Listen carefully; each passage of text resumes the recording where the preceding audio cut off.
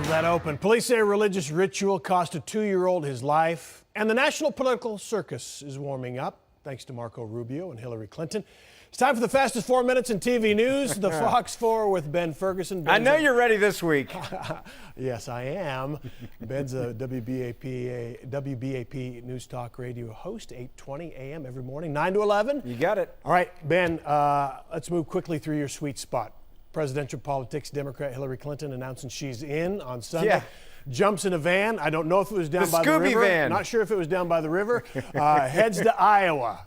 What do you think of all that? The weirdest announcement I've ever seen. I'm going to be the normal person that everyone loves. I'm going to be Bill Clinton 2.0, where I run to McDonald's and then I eat a really good breakfast and everyone's going to like me and I'm going to be personable because there seems to be a problem with, people not connecting with her. So she goes to Chipotle, wears sunglasses, and doesn't talk to anyone. I don't know if that was on the campaign script, but it was a unique way that when they show the video of her, that was the best part.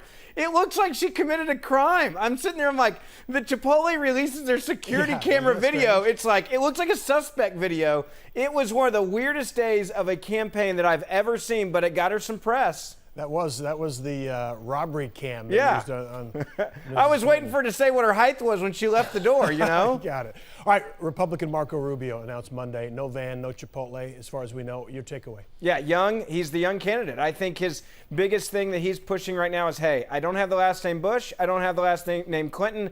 I am the new young guy, and will it play? I think it can play with a lot of younger people. I also think it's very clear that he believes that he's going to be able to really connect with the Hispanic community and bring that base into this election, and I think that's his X factor. Yeah, but I'm not this or I'm not that only lasts so long. So you got it. They have to identify who they are or define who they are. All right, this ban on local fracking bans is going on down in Austin. That will eventually pass in Austin, I think, right? Once they get over the political... I think it will, and rarely will you hear me say this. I am so torn on this. Let me ask you this, because if Texas politicians, we hear loudly say they should make their local decisions. Washington, D.C., don't meddle, leave us to make our decisions. Why shouldn't Denton be able to say, Austin, don't meddle in our business? Look, if I'm living in an area where they're fracking and I have mineral rights and I have a chance to make a really solid return on my investment on that land or my property, I would say stay out of my business because I purchased this and obviously it's working. Okay. At the same time, if I'm living in a neighborhood and things are shaking and I think it's because of fracking, I should be able to go to my local elected officials and say to them, you need to fix this the same way that you deal with potholes or zoning issues or school issues. And that's the one thing here where I totally see both sides. If you're an investor, if you bought property hoping that one day you might be able to hit it,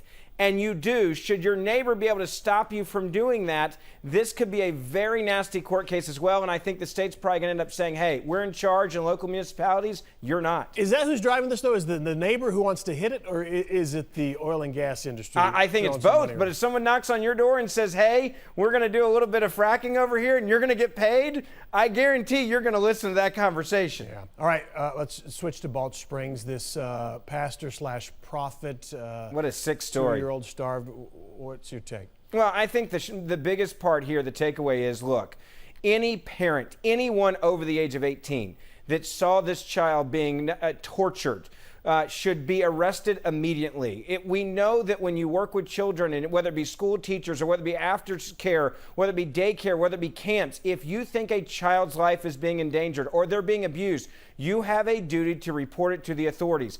Anybody that was in that house that saw this child being starved to death and did not report it should be charged with a crime, and they should be in jail. And I'll be honest with you, I'm shocked that more people have not been arrested. And that may happen. Now, well, I hope it does. Now to some better news. I remember playing in a golf tournament with Tony Romo years ago when he was third-string quarterback. Great guy, stayed, and ate dinner, shook hands, autographs. Yeah. No walls up at all. Did you beat him? Oh, yeah, no walls up at all. Great guy. Hold on, did you beat him? I just want to know. I didn't beat him. No. Okay, that's important.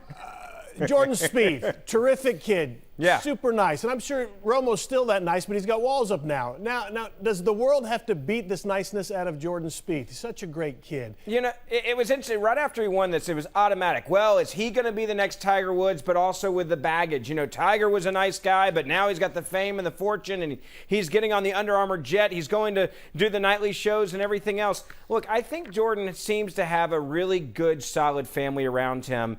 and hopefully very good influences. He seems to be grounded, and I hope that he doesn't lose the fun X factor that he has, which people love him. I mean, he seems like he's a guy that wants to talk to the media.